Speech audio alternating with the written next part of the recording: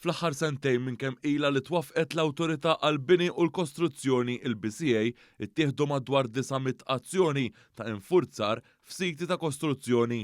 Is-sena l-oħra saru kważi 10,300 spezzjoni mill-BCA fejn ħarġu 129 multa filwaqt li twaffqu x-xogħlijiet fi 350 sit. Din l-informazzjoni ingħatat mill-Ministru responsabbli mill-ippjanar Stefan Zrinzo Azzopardi fit-tweġiba parlamentari.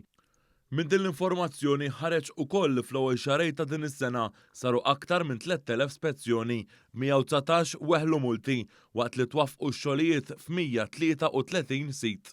Dwar l-ispezzjonijiet mill-BCA One News tkellem mal-uffiċjal tal-Awtorità għall-Bini u l-Kostruzzjoni Martin Farrugia. L-an prinċipali tal-ispetturi tagħna huwa li jaraw li hemm barra dawk il-regolamenti li huma jappartjenu l-BCA jiġu osservati.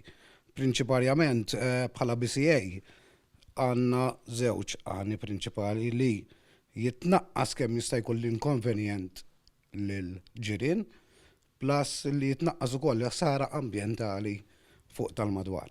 Huwa spjega li x-xogħol tal-ispetturi tal-infurzar huwa li jinnotaw l-irregolaritajiet apparti li jiċċekkjaw li għandhom id-dokumenti neċessarji e kif dawn iridu jiddaħħlu minn tal-inqas 15 qabel jibdew ix-xogħlijiet.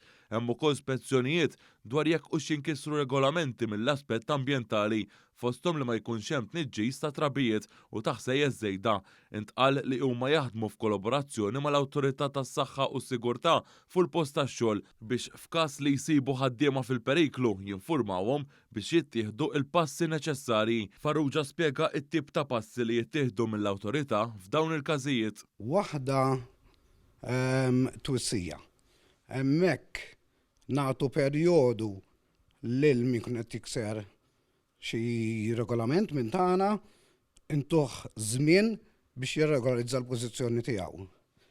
Għandna każijiet oħra fejn il-liġi ttina li nippanalizzaw mill-ewwel there and then u għandna wkoll miżura oħra fejn nistgħu noħorġu avviż ta' nfurzar. B'din tal-aħħar tfisser li jista' jitwaqqaf ix-xogħol immedjatament waqt li jinħarġu multi fuq ix-xogħol ħażin li jkun sar. Multi ivarjaw. Għandna jibdew minn mijiet, anke jitilgħu sa 20 ta' eluf. Riċentament kellna sit partikolari fejn il-penali li ħriġna jaqbżu l-10,000.